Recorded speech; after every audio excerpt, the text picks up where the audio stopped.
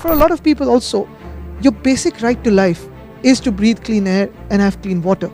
If we are struggling for this, even in the 21st century, what are you and I as politicians working for?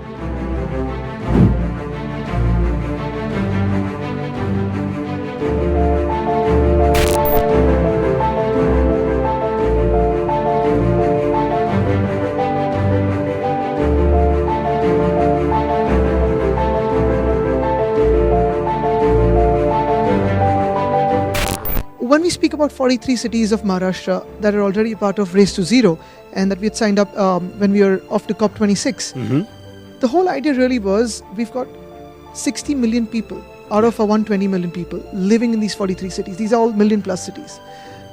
When a city participates in something like a Race to Zero, obviously we've got to look at its decarbonizing of energy, transport, rainwater percolation, rainwater harvesting, energy efficiency, smaller cities, better planned cities. The whole dynamics really changes, and you have urban local bodies, you've got mayors, you've got local MLAs, MPs really participating in something called the Race to Zero. The idea really is to act on ground rather than just speak, get cities to participate. That's almost 51%, 52% of our state to be participating in this.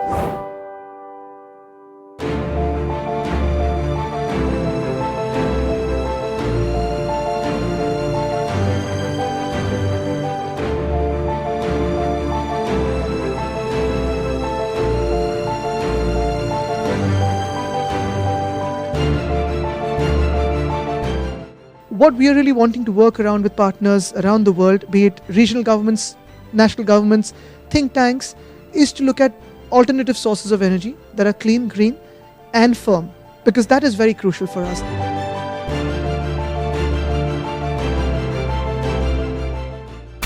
Decarbonizing energy and decarbonizing transport have been two major priorities because they're important for the entire decarbonization world, and two, transport is also a low-hanging fruit for us. Moving towards clean energy, moving towards electric mobility. The first buses that ran on the streets in India were Mumbai. And in 2014, 2015, we brought in the first few buses through BMC. That was 6 buses. Today we are 386 buses out of 3,000 buses. 2025, we're going to hit about 7,000 buses. And by 2027, that is the furthest target that we've set for ourselves. We want to hit 10,000 buses on the streets of Mumbai. Almost 60% of them would be double-decker, and almost every bus would be electric, or if economics prevail and permit us, hydrogen.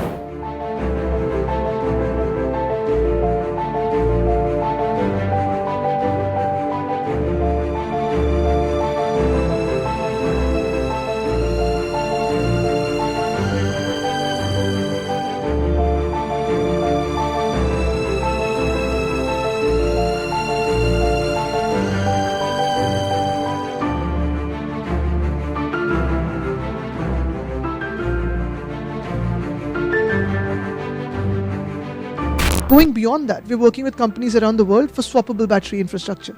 And that is something which will be really, really crucial for us.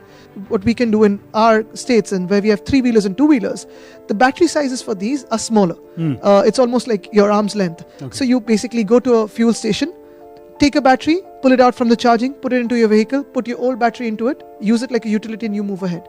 So it'll actually bring down the cost of your vehicle.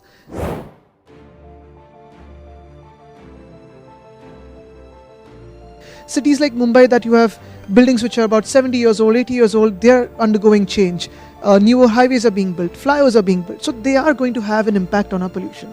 The question really is, and where the private sector really comes into play, and as well as government, both of us together, is can development be sustainable? Can we ensure that landfills are not being filled up anymore? The legacy waste that we have, we've got to biomine it. The waste that is going to our landfills, can we actually use it locally, collect it locally, segregate locally, and use it for waste to energy? Healthcare is one, and it's also a priority for a lot of people. But for a lot of people also, your basic right to life is to breathe clean air and have clean water. If we are struggling for this, even in the 21st century, what are you and I as politicians working for? We're working for a better quality of life for India and for the world at large.